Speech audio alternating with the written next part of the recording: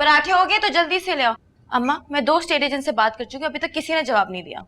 ये सब लोग ना अपने कमीशन के चक्कर में रहते हैं। मैं तो कहती हूँ सीधा सीधा अखबार में इश्तेहार दे दो। कौन से इश्तेहार की बात होगी? वो मकान बेचने के लिए।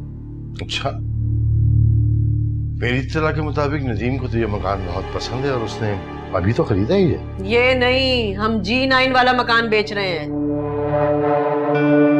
लेकिन वो मकान तो मेरा है, मुझसे पूछा किसी ने? हमारी बेटी को पैसे चाहिए, भला पूछना क्या? फाखरा बेगम, उस घर के अलावा हमारे पास और कुछ है नहीं। मेरी प्रैक्टिस अगर चल रही होती तो कोई बात नहीं थी, लेकिन इन हालात में वो मकान मेरी सफेद पोशी का वाहिद हिस्सा है। अब आप हमेशा मेरे पास रहेंगे चाचा मियाँ, इसी घर में।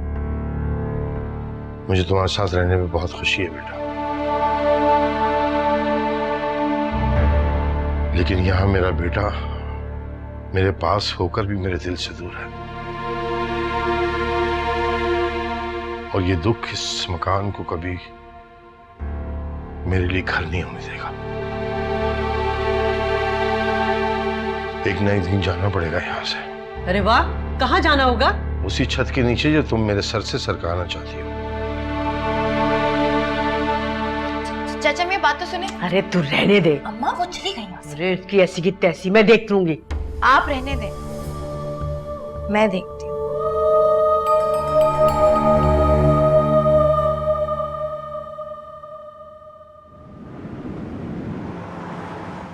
अच्छा खासा क्लाइंट तुम्हारे हाथ से कैसे निकल गया? माली दबाव की वजह से सर। व्हाट? सर मेरी पूरी सैलरी दफ्तर उठा के रजीउद्दीन साहब के अकाउंट में डाल देता है। कौड़ी कौड़ी का मोहताज इंसान क्या खाक कंसंट्रेट करेगा काम पर सर? अपना किया हुआ भुगत रहे हो, कोई ज्यादती करे तुम्हारे साथ? थोड़ी सी तो हो ही रही है ज्यादती मेरे साथ सर। जरूर करे, मैं ये नहीं कहता ना करे, लेकिन सर आधी तनख्वाह काट लेना सर, पूरी तनख्वाह किस चक्कर में सर? शुक्र करो सूद छोड़ दिया है, वरना कभी भर नहीं पाते। सूद हराम है हमारे मजहब में। लेकिन कर्ज लेकर भाग जाना भी नापसंद किया गया है, नहीं? जी जी, वैसे तो आप ठीक कह रहे हैं सर, लेकिन पैसा इस वक्त बहुत बड़ी प्रॉब्लम बन गया मेरी। वैसे इतनी अमीर बीवी का शौहर पैसे पैसे को मोहताज हो गया है, सरासर झूठ लगता है मुझे।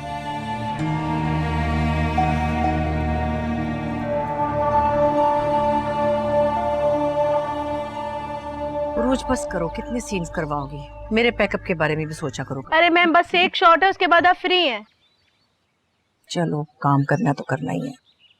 आजकल आप बहुत डाउन लग रही हैं, तबीयत तो ठीक है ना?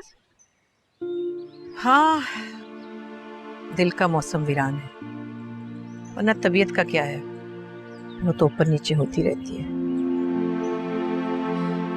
अच्छा, मैं जरा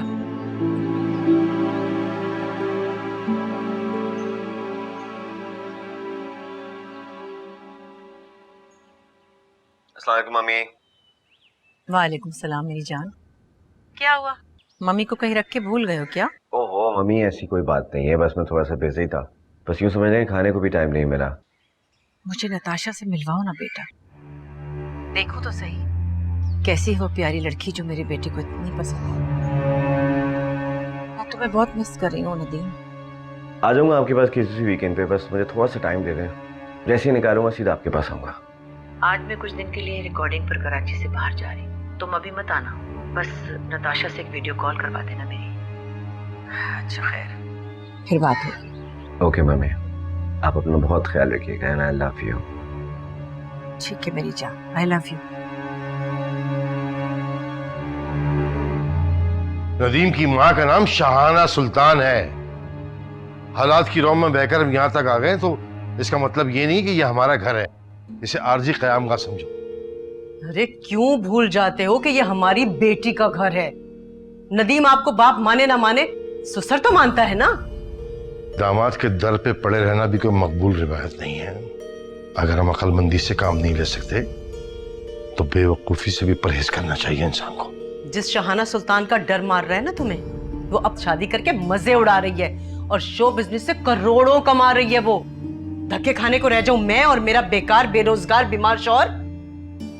बीमारियां पालना तो मेरा पुराना शौक है, और जहां तक रहेगी बात बेरोजगारी की, तो ये ताना भी एक दिन माजी का हिस्सा बन जाएगा। उस वक्त के लिए कौन सा नया महाज खोलना है अभी से सोच लें। अच्छी तरह से जानती हूँ मैं। बीवी को बीमारी समझने वाले बेफैज शौहर। अरे भूल गए थे जब शाहना सुल्तान ने खबरदार!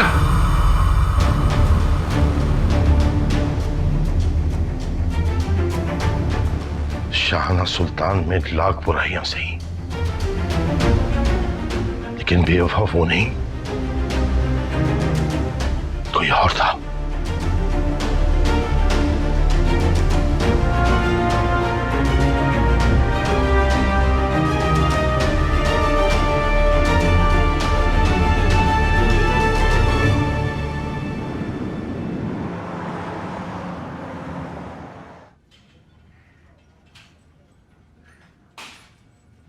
आप नौशी?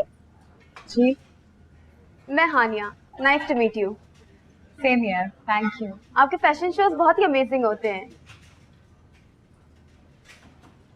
तो आप क्या कहते हैं? ऐश, वो भी अपने बाप के पैसे पर। है ना अमेजिंग? एक्चुअली मेरे फादर बहुत बड़े बिजनेसमैन हैं, तो सारी चीजें घर में ही अवेलेबल है। एक मैं हूँ और एक मेरा भाई है, बस। हेलो नौशी, मुझे माफ कर दो। I am really sorry. क्यों सर, क्या किया तुमने इसके साथ? हाँ हानिया प्लीज, इट्स पर्सनल। पर्सनल? तुम्हारे पास तुम्हारा है ही क्या सर? ये डायमंड रिंग, ये ब्रांडेड कपड़े, ये घड़ी, ये मेरे भाई ने दिया। हानिया मैं नौशी से बात कर रही हूँ। तुम्हारी औकात भी नहीं है मुझसे बात करने की। Guys please don't fight like that. हम बाहर आए हैं, जिम है, प्लीज आप लोग इस तरह लड़के तमाशा नहीं करें। चलो खाना खाने चलो, उठो चलो। चलो उठो। हाँ खाना खाने चलो बस।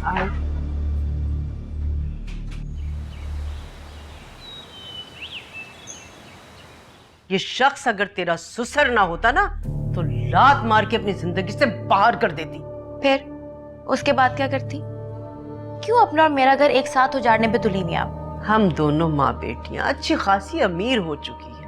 ये बाप बेटा अगर हमारी जिंदगी में ना हो तो कोई फर्क पड़ता है क्या?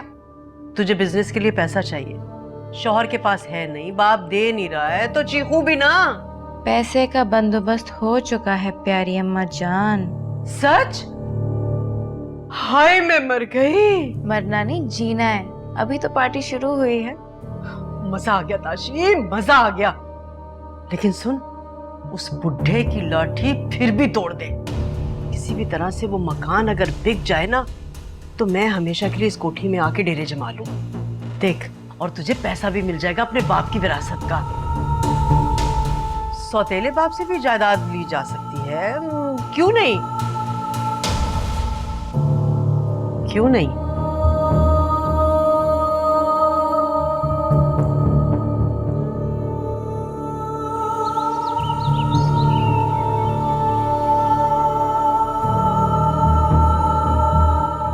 अच्छा, तो माँ बेटे के नाम ज्वाइंट अकाउंट्स हैं। शाहाना ने मुझ पर कभी एतमाद ही नहीं किया। बैंक लॉकर्स में $5 लाख नदीम के लिए, 100 तोले से ज्यादा सोना नदीम के लिए, नौशी के लिए ये घर।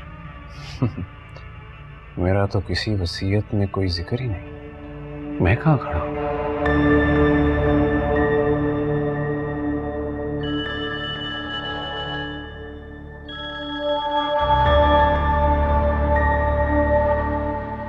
नौशी,